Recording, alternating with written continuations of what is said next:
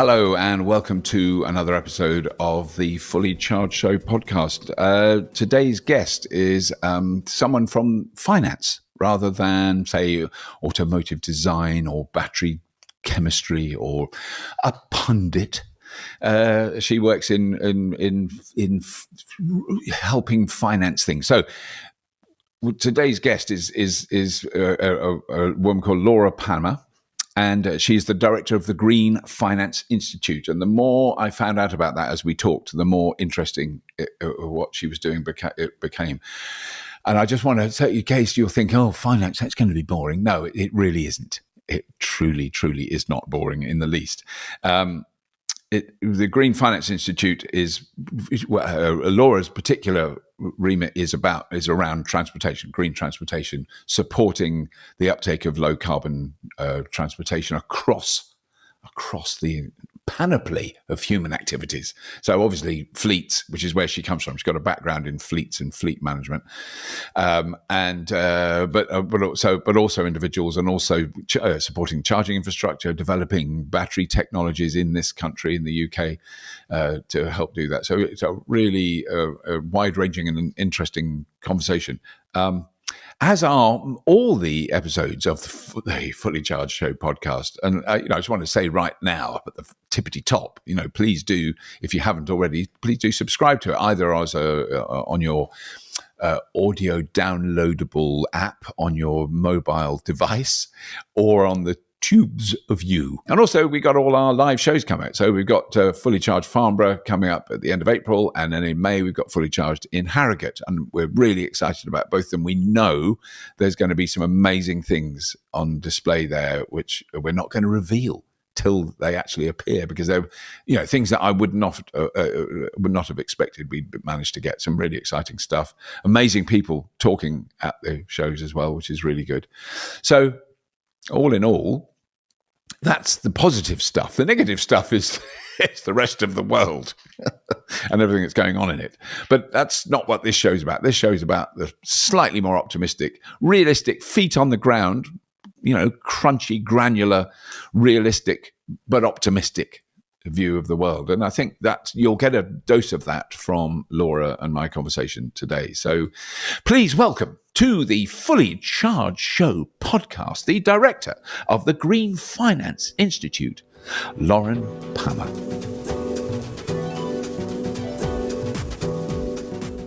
Very, very rarely do I talk about, because I don't know anything about it, how things are paid for. I know how I paid for things in my house, and people understand that, but it's how big stuff. So when you go past, or you see offshore wind, or you see a substation, or you see, pylons, how does that get paid for, and how do we pay for the changes we need to make? So that's why I was very excited to talk to you. Can you just before we go into that, can you just explain how you got to where you're doing now, what brought you to this point in your life, and what, like a brief potted history? Sure. Well, firstly, thank you for having me. I guess I started out my career and subsequent move into sustainability in a car leasing company, actually. And what I saw, so I was there for about 15 years, helping business fleets get into, company car drivers and van fleets, and also then with consumers and providing finance to consumers for cars. And what we saw over the last 3 or 4 or probably 5 years was an increasing interest in electric vehicles. I actually went to through a sort of training program that Tony Juniper, who was at WWF at the time, was at, and I sat and listened to him talk and walked away with just a completely different attitude to life. It was so inspiring. And ever since then, I've sort of been trying to work to encourage more people into electric vehicles, whether that's company car fleets or individuals. And sort of having had that focus on electrification of vehicles and using finance as a mechanism to help people make that transition, when a role appeared at the Green Finance Institute to establish a coalition to decarbonise road transport, jumped at the opportunity to try and make a difference and try and influence the wider finance sector to put more finance into decarbonisation activities. So that's where I've been for the last couple of years. That is so. The fleet thing I think is really interesting because again, that's something that it's kind of out of our remit on the Fully Charged show to cover how fleets work. And we've had a lot to do with fleets. And I think I've done even a kind of award ceremonies. I've presented for fleet people. But it is. It's a really interesting area because, if an individual makes a decision to buy an electric car, or lease one, it's still quite an emotional decision. It's not really, and you can sort of say, oh, well, I'm hoping to save money by not having to buy petrol or, da, da, da.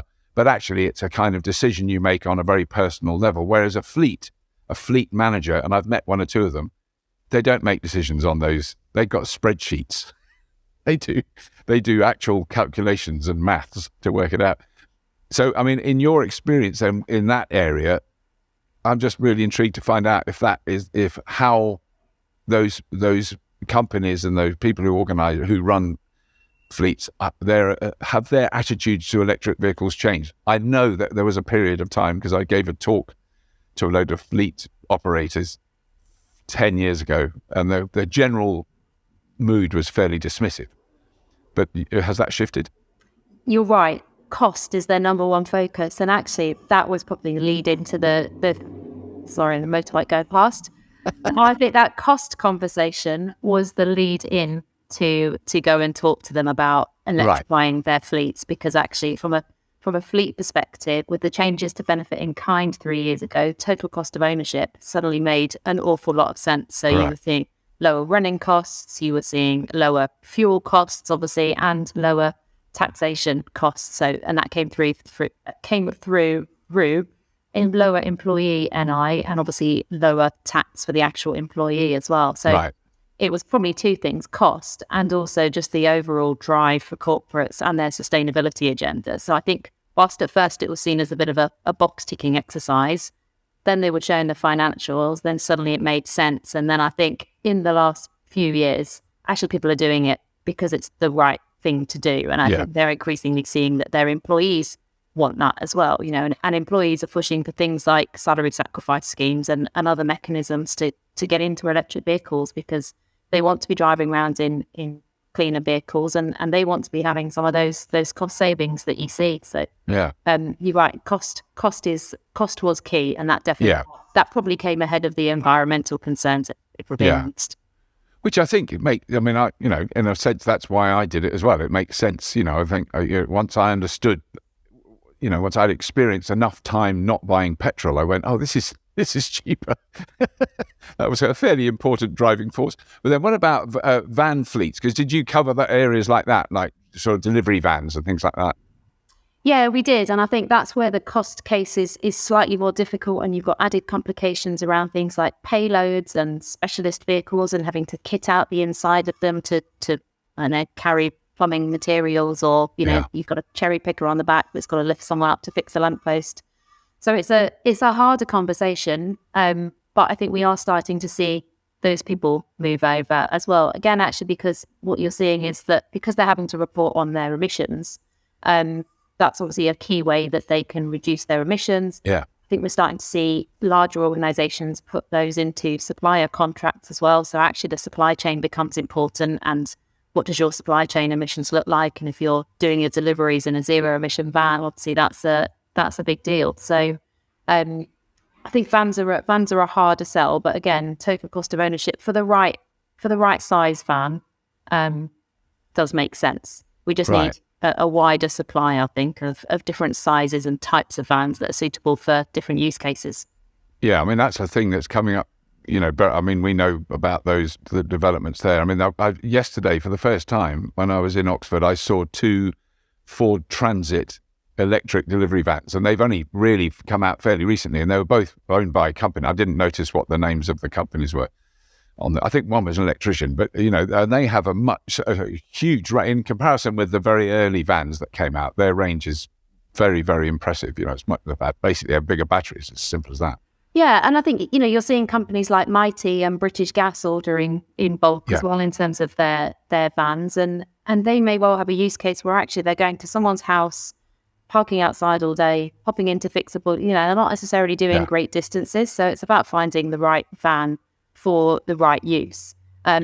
what we're seeing as well is a lot of those drivers of those vans taking them home at night as well, and needing somewhere to charge. So Right. I think we're seeing, off-street parking become quite important for van fleets. Rapid charging, are the parking bays large enough to actually fit those vans in as well? Yeah. So there's still a lot of work to do, I think, on vans, but hopefully we're getting there.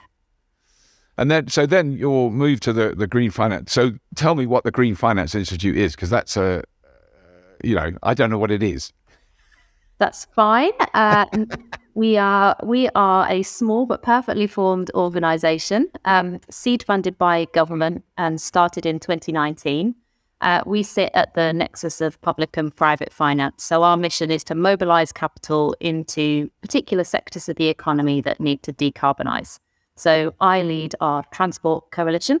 Right. We've also got a programme of work looking at the built environment and energy efficiency of homes, and nature, and how we can scale up investment in natural capital.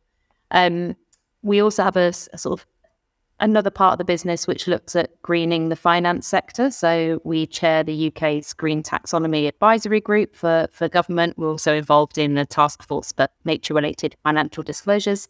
Well, The Integrity Council for voluntary carbon markets, lots of things with lots of acronyms. yeah. But the bit that I do is the sort of sectoral side, so financing green, as we call it. Right. And how do we encourage more private finance to flow into decarbonising road transport? So Right. what we did a couple of years ago was formed a coalition of the willing. So we brought together experts and financial practitioners from across industry, finance, local and national government, academia, not-for-profits, anyone else who was interested, to say, what are the barriers that's stopping decarbonisation of road transport, and how can finance be the enabler of the transition? So is that new financial mechanisms, maybe something that works in another industry that could be applied to transport, or another jurisdiction that could be brought into the UK? So is it financial mechanisms? Is it enabling solutions? Is it just knowledge and data? So actually, do some of these banks and financial institutions, are they just aware of what the sector is and where the returns are and how they could be made? What is the investment opportunity? So yeah, that's what we started doing a couple of years ago, initially focused on charging infrastructure and how we can accelerate more private capital into charging infrastructure. Consumers and solutions that can enable consumers to access electric vehicles, and the battery sector. So what's the opportunity for the UK to build a battery supply chain, and how can we encourage more investment into that so that we capture our fair share of that market and scale up the sector in the UK? Yeah. Because just on that last point, because I was very excited, and I'm sure you know the background to the story much better than me, but the emergence of British Volt, and then the disappearance of British Volt was a very heartbreaking moment for people in that sector. And I knew quite a few people involved in that company, and it's just such a shame that didn't. I mean, I don't know if it's completely dead. It's certainly on life support, quietly in the corner, I think, isn't it? But that must have been a tough one.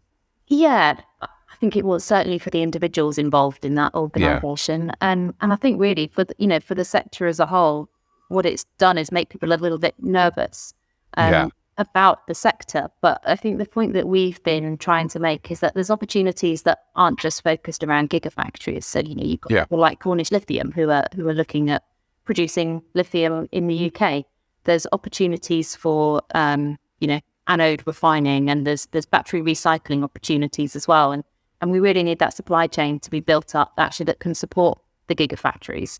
And whilst it would have been great to have that gigafactory as sort of the cornerstone of which everything could build around it, I think, there are still companies like Envision who have got their plants up in Newcastle next to Nissan. Do I mean Newcastle? Sunderland. Sunderland, yeah. You've got Anti-Power in Scotland who are building a battery factory. Hopefully we'll hear something positive from JLR about whether they're going to launch have their factory in the UK. So I think whilst the British Volt news was disappointing, and it looks like the company that bought them are going to be focusing on energy storage rather than car batteries. Right. And, there's still a lot that's great in the UK. The UK Battery Industrialisation Centre, for example, is a fantastic facility that's looking at, how they can support commercialisation of the battery sector and support are really strong companies that are coming out of universities to move through that sort of scale-up journey, because we've got great innovation in the UK. We just let it fall away a little bit when we try and commercialize it and really scale it up. And a lot of that then ends up going overseas, unfortunately. Yeah, I mean, that's the sort of, in effect, completely predating what we're talking about now. You know, there is a long and illustrious but heartbreaking history in British innovation. I mean, the lithium-ion battery was developed in Oxford, and no one was interested in 1972. You know, it is kind of, oh, what a shame.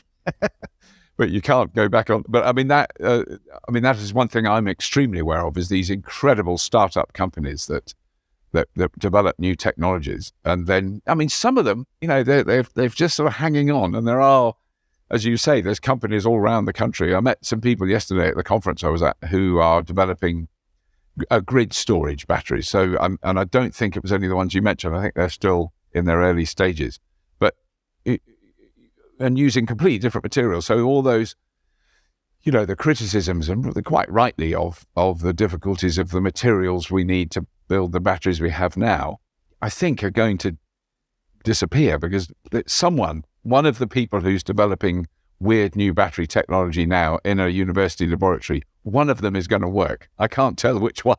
We've seen quite a lot. And I would be very nervous as an investor going, okay, I'm going to choose this one, you know, because that's a really tough call, I think, to the next generation of this technology. And I think that is one of the nervousness, one of the things that investors say they are nervous about, you know, what's the technology roadmap looking like? Yeah. And when we've been around and sort of spoken to the sector, they said, you know, obviously there are things coming along, but actually the only one that is commercially viable today, and probably for the next, until 2030 at least, is the lithium-ion battery. Yeah. So investors shouldn't be worried about investing in lithium-ion technology today, because that is still going to be the commercially viable solution for a good number of years. And actually, even when these other technologies come along, what people like UK BIC are doing at the moment is making sure that when they're testing and helping these companies scale up, that the platforms that they're building and testing are suitable for switching over to these new and emerging technologies. So actually, from an investor perspective, if you've invested in a factory and a plant and a whole load of machinery, that's not going to have to be scrapped if suddenly it's a solid-state battery or it's a sodium ion. You know, you can probably repurpose 90% of your, I'm making up numbers here, but you will be able to repurpose, you know, much of what you've invested in. So I don't think that shouldn't stop people investing today, waiting for the next big thing, because that next big thing is a few years off being commercially viable. But then another thing I heard, which you mentioned, another thing I heard yesterday, it talked about in great detail, was, you know, expanding the sort of UK charging infrastructure. And it's a mixed bag, because the kind of general public perception is, you know, I get it all the time in comments and on Twitter, I'd love an electric car, but the charging infrastructure is just not there yet. And you go, and I don't respond anymore, but there was a time when I go, well, it sort of is. Depends where you live. And I used to send people a sort of expanded picture of ZapMap's charging network, and you can't see the islands of the UK because it's just a massive charge points. There's so many, 68,000, I think, at the moment, isn't it? The latest count I've seen of publicly accessible. But one of the key things was the wait time. And this, I'm sure you're aware of this, but I just want to know if you have any solutions. The wait time from, I guess it is the national grid rather than the DNOs, but the national grid, when you want to install a solar farm, you've got the financing for it, you've got the planning permission, you've got the land, you've got the everything, and you have to wait years. I mean, sometimes 10 years for a grid connection. And the same with, I heard two stories. One was about a massive solar farm. The other one was about a charging hub on a motorway. Everything was there. Planning permission, the support from the companies, the public demand, the charges, the money. They had no trouble getting the money. That was the really interesting thing. Everyone said, we haven't got any trouble getting the money. We just can't get the electricity. But we did hear from people working at the National Grid that this is an absolute priority. You know, that this is a really critical thing. But that's got to be I think it is holding things up at the moment. Yeah, I've heard similar horror stories. And I think, but then there are other areas where there is actually capacity today, and so it's quite Yeah. quick to get a charging, some charging infrastructure installed. Particularly if you're looking at on street, more slow, Yeah. that isn't having so much of a sort of peak time drain, perhaps on grid and requiring network reinforcement. Yeah, it's definitely an issue, and I think it is something that the government in one of the many papers that was released today Yes. said that they will be focusing on, because they do need to reform those sort of grid connections. And I believe the Rapid Charging Fund as well, that the Department for Transport announced a few years ago now, is also looking at, how can they solve for the underlying grid infrastructure that's going to be needed to enable that scale up of the rapid charging hubs along the motorway network. Because we're not just going to need it for cars, we're going to need it for HGVs in the future as well, and for all these van fleets. And there is massive reinforcement required just across the strategic road network. So that should really be a no regrets activity that we could be doing today. Yes, yeah.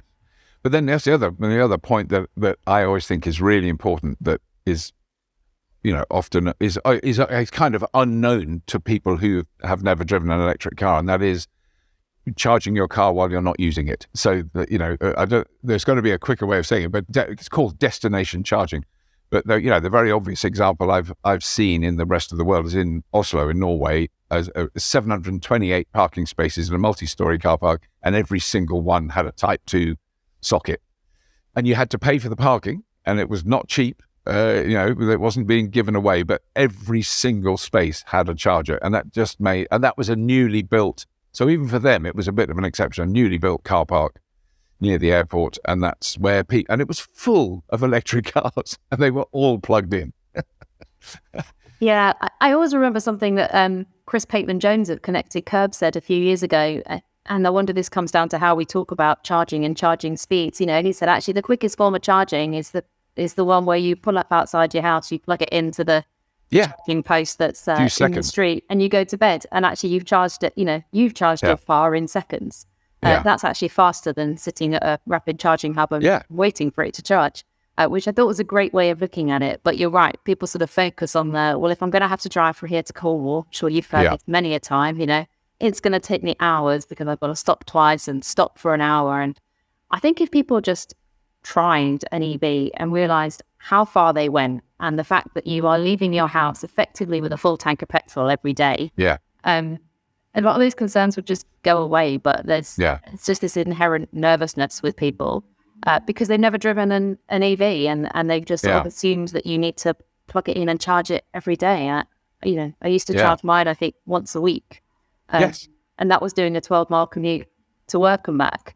I think people just need to have one for a few. I think if we could do anything, someone else once, if I was Prime Minister for the day, what would you do? But I think I'd just give everyone like an EV for 4 days so they can drive around in them and realise that it's just a car and it's really not that difficult. No. And like you say, there are chargers everywhere, but until you look for them, you don't see them. You don't see them. It's a bit like playing the sort of spot a yellow car game. You don't think there's any yellow cars in the world until you're looking for them on the motorway, and suddenly a third car's a yellow car. So it's I think it's a little bit like that with chargers. There's more out there than people realise, and I think we also need to stop focusing on the number of chargers and actually focus on, are they in the right place, and are they being used, and are they being used, and do they work? No, I mean, it's certainly the reliability is a big issue, but I mean, that's another thing I've experienced is whenever I've used a destination charger. I used one yesterday in a car park in Oxford, and I was busy, so I wasn't waiting for it. And when I got back to the car, it was actually, I had forgotten to set it at 90%. And when I got back, it was 100%. It was ridiculous, it had filled it completely up. And I had to pay for that parking, but I didn't have to pay for the electricity because it wasn't that much from the point of view of the owner of that building. I didn't use that much of it. But those chargers always work, whereas a rapid charger is quite a complicated machine. We actually went around a factory where they make them recently, and they're complicated pieces of chunky electronics as you can make, because they're trying to make them as reliable as possible, and they've got to talk to hundreds of different cars whose manufacturers have all got quirky bits of software that it's a horrifyingly complex thing. It's getting better. There's no question it's getting better.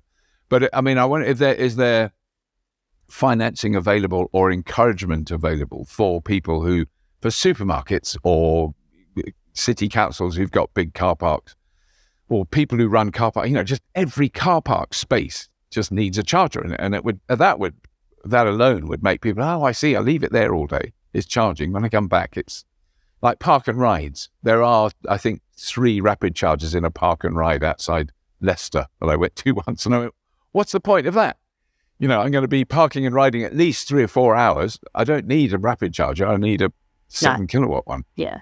I think there's probably 2 things there. I think one is the technical advice that is given to local authorities about what charger they need and where, and is it the right speed, and is it going to be used for the right thing? Like you say, there's no point putting a rapid charger in when someone's going to be parked up for 4 hours, because they're not going to pop back to unplug their car, are they? But one, in terms of sort of financing mechanisms, there's obviously still some government grant funding available, and it was good to see the local EV infrastructure fund sort of reconfirmed today. Right. And that's actually going to be allocated out to local authorities. And today it was announced who's getting what and over what time period, which is brilliant. So there can be a bit more certainty there from local authorities what sort of funding they're going to be able to access from government over the next couple of years. But when we put our report out last year, we estimated around 20 billion is going to be needed to build sort of a viable public charging network. Right. And obviously, wow.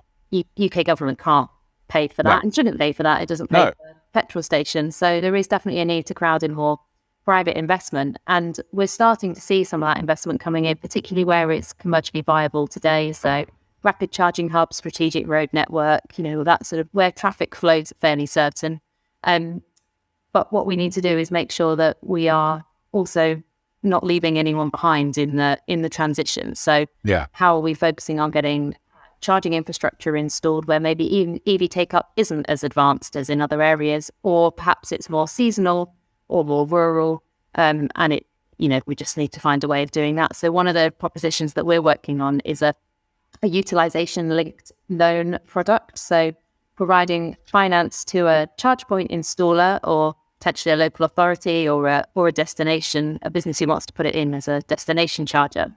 And they only have to repay that loan once the charge point starts getting used.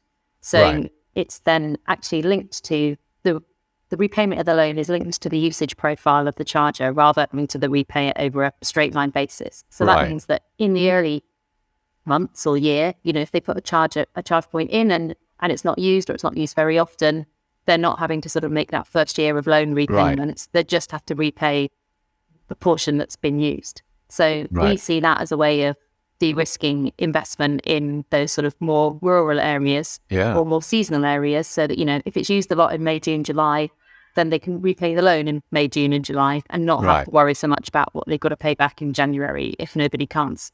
So we're hoping that is, we're hopefully launching the pilot in the next couple of months in a rural seasonal area. And we're hoping that will prove a sort of model that can be scaled up then and rolled out in other areas of the UK, and hoping to prove that, if we build it, they will come. Because there is that chicken and egg conversation about, people, like you said, people feel like they can't get an electric vehicle because there's no charging infrastructure.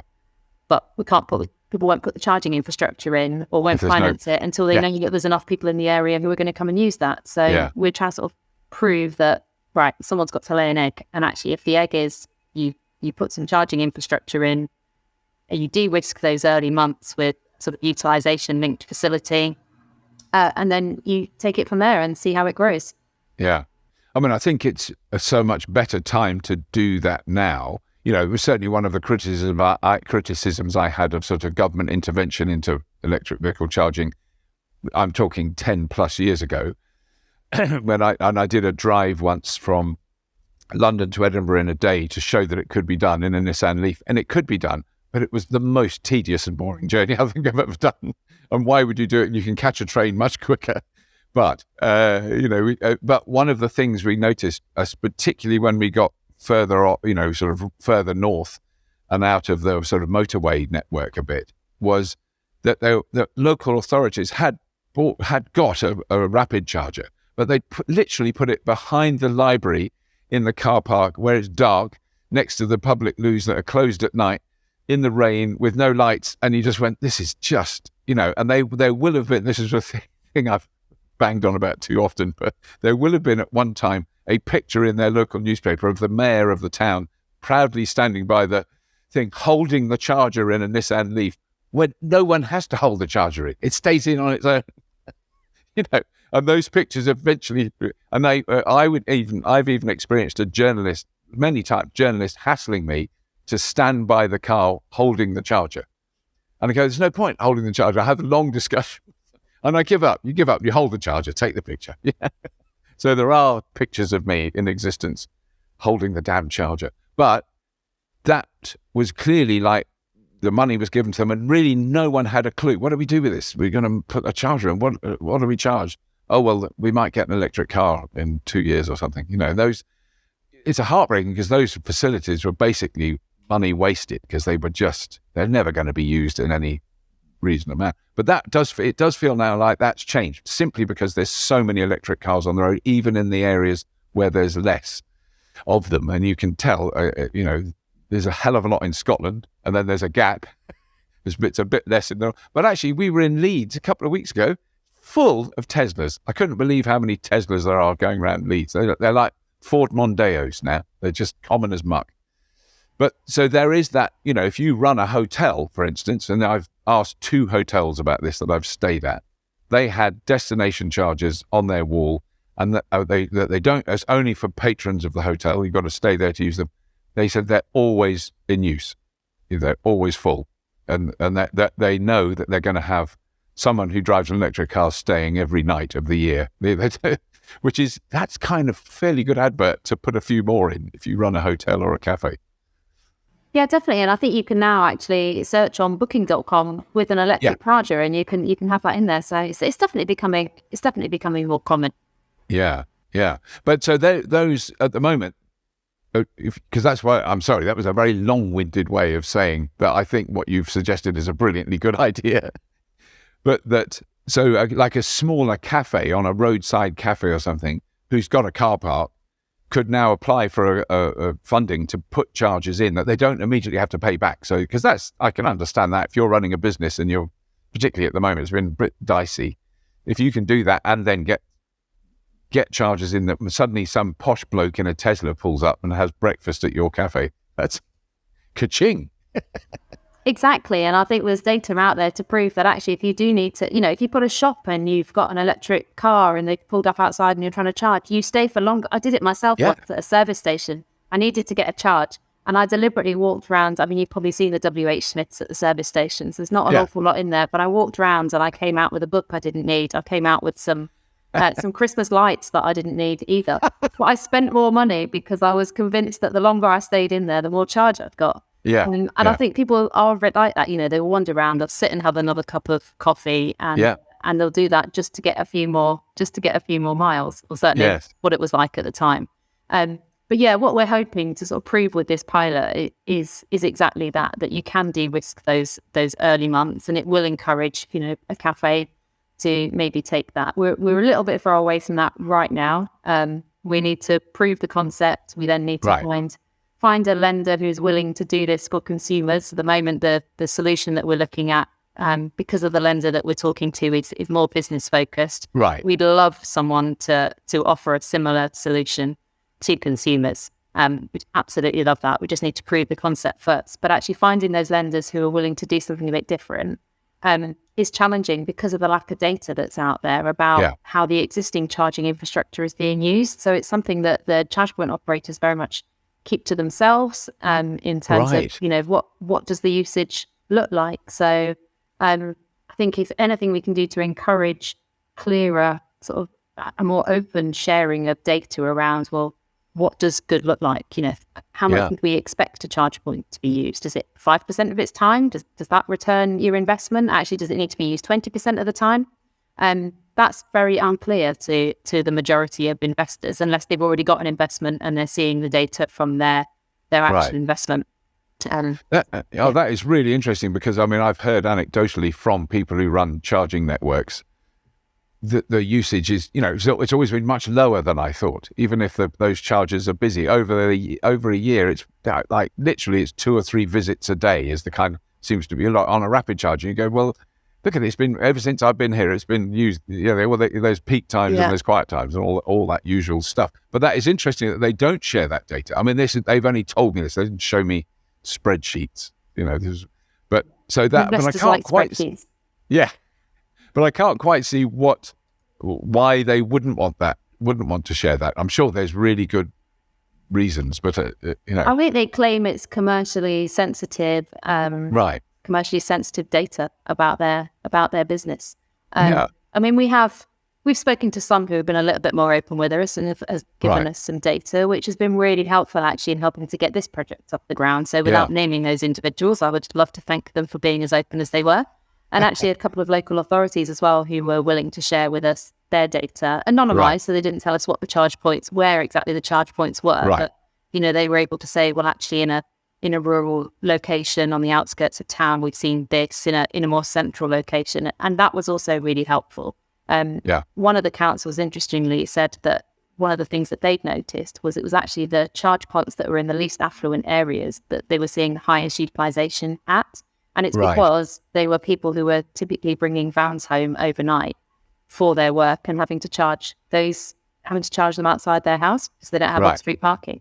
So that was, there's some really interesting insights that I think if that was more openly shared, people would be more willing to invest someone like that. Because I think at the moment people are going, well, you need to have the charge points where the EVs are, and EVs are owned by more affluent people, therefore let's put them all in Westminster. And actually maybe the data isn't supporting that assumption. No, and I mean, I think that's going to change very rapidly. I mean, I spoke to a woman yesterday who was loading her baby into the back of her Renault Zoe, and she was parked next to me in charge. The conversation, I didn't start the conversation. I just want to make it clear I don't approach young women with babies, although I love waving at babies. But that's But she started talking. She asked me about my car, and I was asking about hers. And she bought it second hand for £4,500. A Zoe. So she has a Zoe. It's quite old. I said, do you know what the range is? She haven't got a clue. I don't mind. When I come here, I plug it in, which is free, and she stays there for a couple of hours. And she's got a parking contract with that car park, so that she pays less because she's signed up to it. She still has to pay for it, but it's not as expensive. She takes her kid to the nursery. She does a bit of shopping. She comes back, gets back in the car, and she said, I don't even know, but it's more or less full. And then I drive it for a few days, and I bring it back here. So there's people working out ways that fit in with their lives. But what's going to happen in the next, because you'll know this from fleets, there are going to be huge numbers of fleet cars coming onto the market that have done, I don't know what, not that. And we now know, which we didn't know a few years ago, those cars are really good and they'll last a really long time. So there's going to be an explosion in that. And I mean, I don't know if there is a way that an organisation like yours can facilitate the knowledge that there are a lot of second-hand electric cars. It's going to be a different market. It's not going to be the geezer at the end of the road with the little flags up above I'd quite like to be a second-hand electric car dealer, but with a very thin moustache and a load of cash, big roll of cash in my pocket. And a sheepskin jacket, of course. And definitely a sheepskin jacket, yeah. Stereotypes aside, you're right. There's going to be a whole load of electric vehicles coming into the second-hand market because of the increase that we've seen in new car registrations over the last 3 years. And a lot of those, because of COVID, will be really low mileage as well. Yes. And actually, we are starting to see now that supply coming into the used market. Right. What we're not seeing, unfortunately, is the demand for the used vehicles picking up quick enough. And that is actually having a bit of downward pressure on used car prices, which some in the industry are saying, well, that's not great because actually residual values will then have to be reassessed and that's going to make a new car more expensive. But I think conversely, it's a great time for someone who's looking for a used EV to go out and buy a car. So if there's anything that this podcast can do, it would be to say that now actually feels like quite a good time to go and buy a used car. So get yourself down to your local dealership and buy one on finance if you want to. Yes. No, that's a very good call because I think you're absolutely right. And that is interesting, though, that the demand, because the general sales for new cars, for new electric cars, definitely on the up still. I mean, it's taken a battering in the last 6 months, but it's still way up on what it was a few years ago. And those figures are so difficult to know. I mean, you must have to deal with this all the time. But all the time I hear contradictory opinions that don't match the sort of statistics that are coming in. No one wants electric cars. Oh, well, they sold more electric cars last year than ever before. Who do I believe? But is that something that is a regular part of your job, is being aware of those sort of statistics and trying to find a balanced view of what's going on?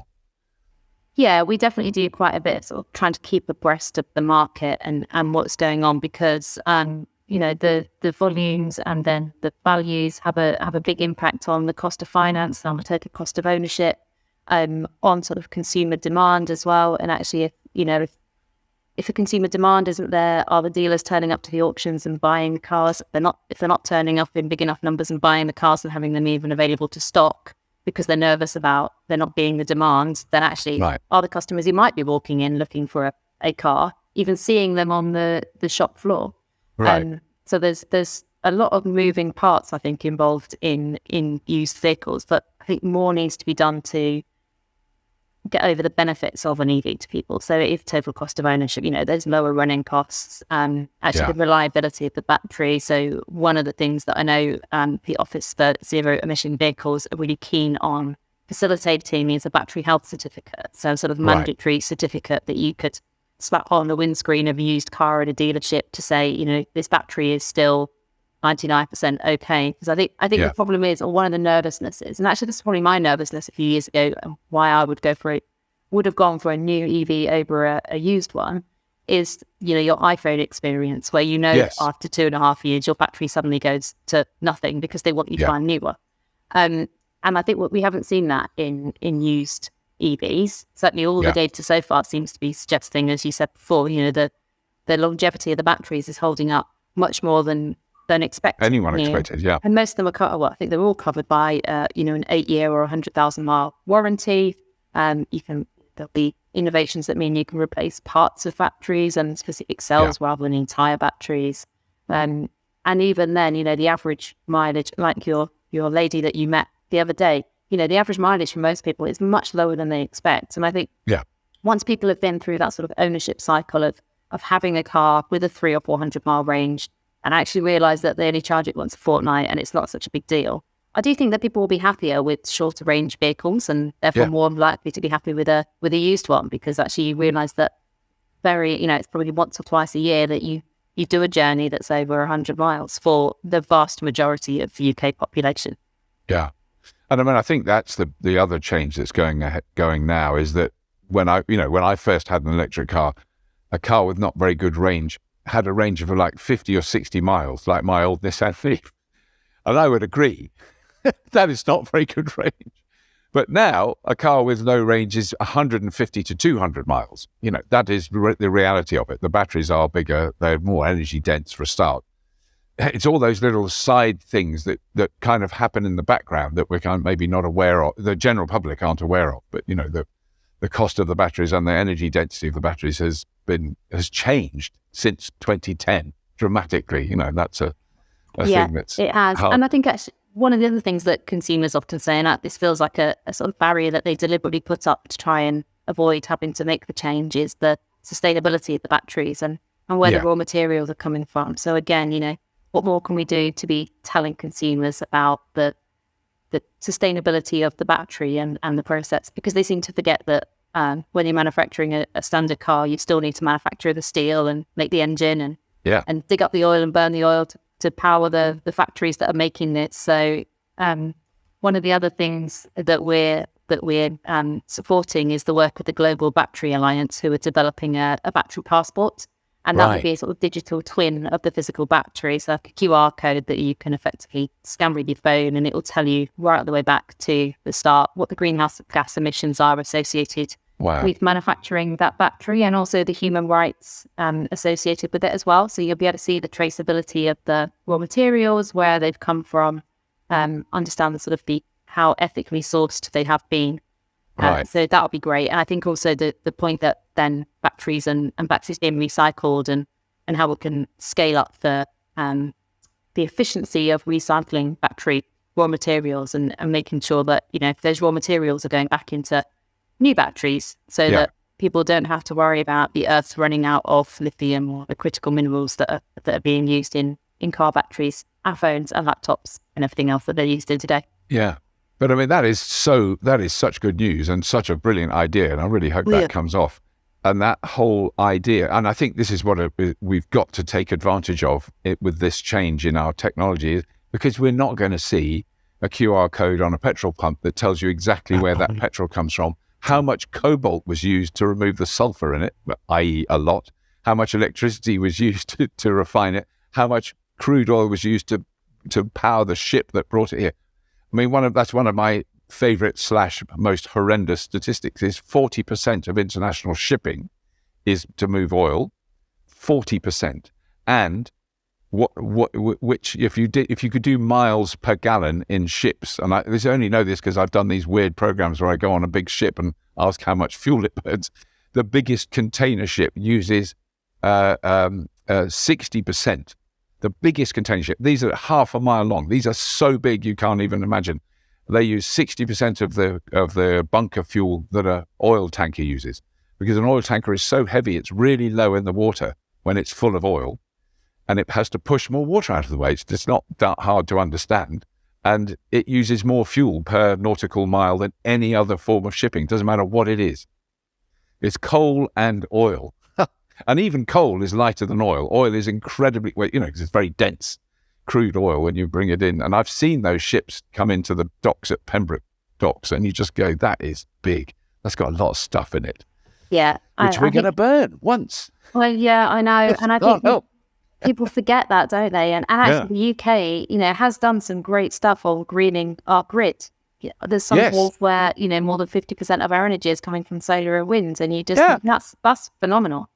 So the not only the life cycle emissions of where it's, and that's why I think having a battery sector in the UK is really important, because actually we've got one of the greenest grids.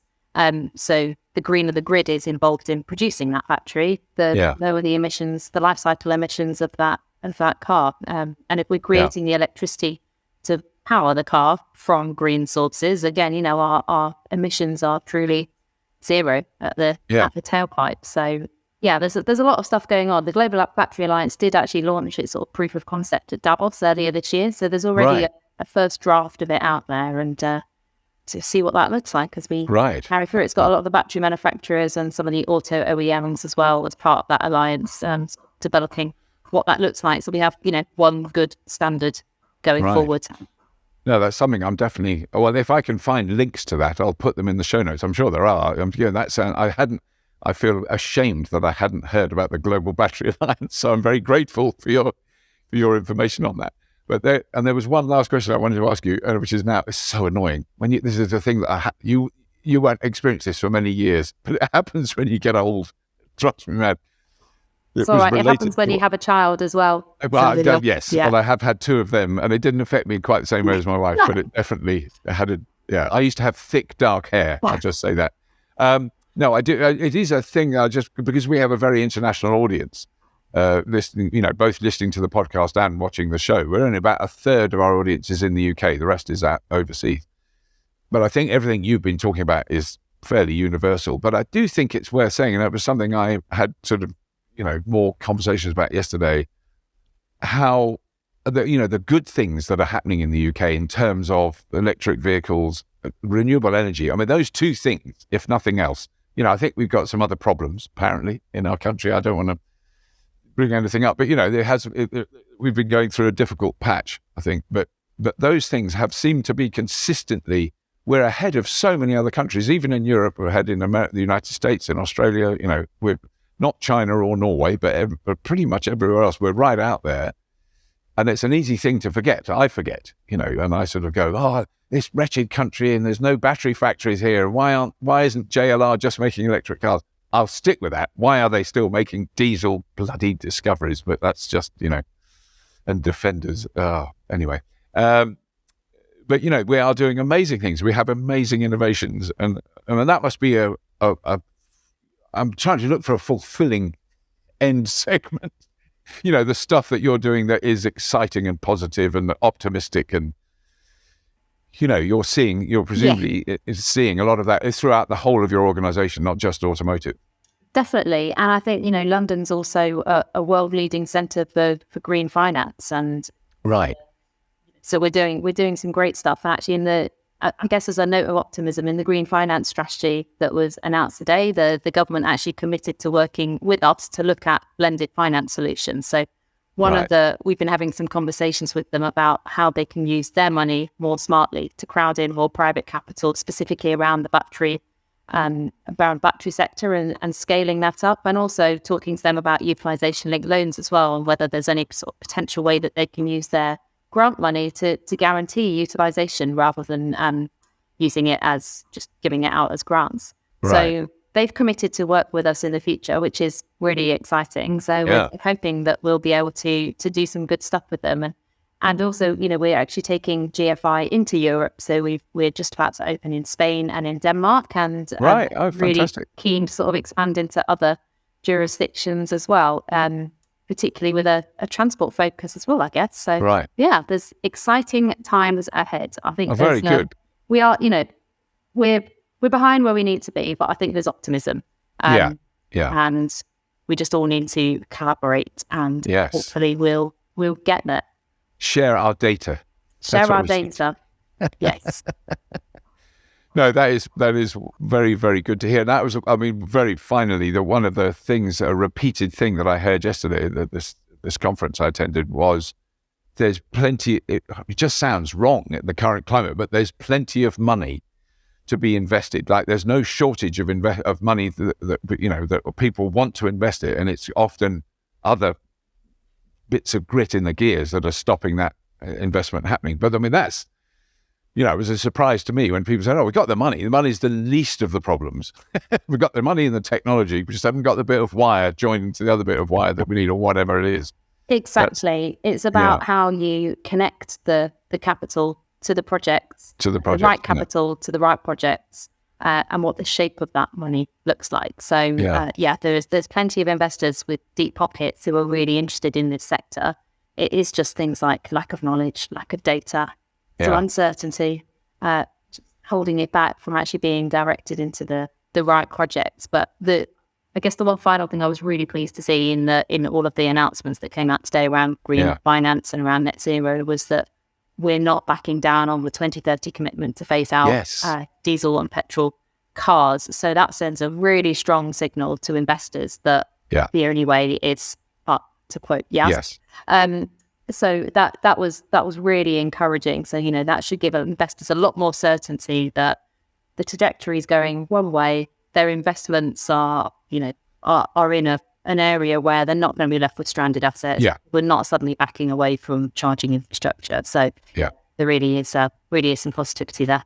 No, that's good. That is you're absolutely right. Because that was the one thing I was half dreading seeing was, we're going to push this back to 2035 or 24. And I thought this is, because you imagine the amount of lobbying pressure that the government have been under in the last couple of years from automotive and oil and gas. It's not going to, I'm really impressed.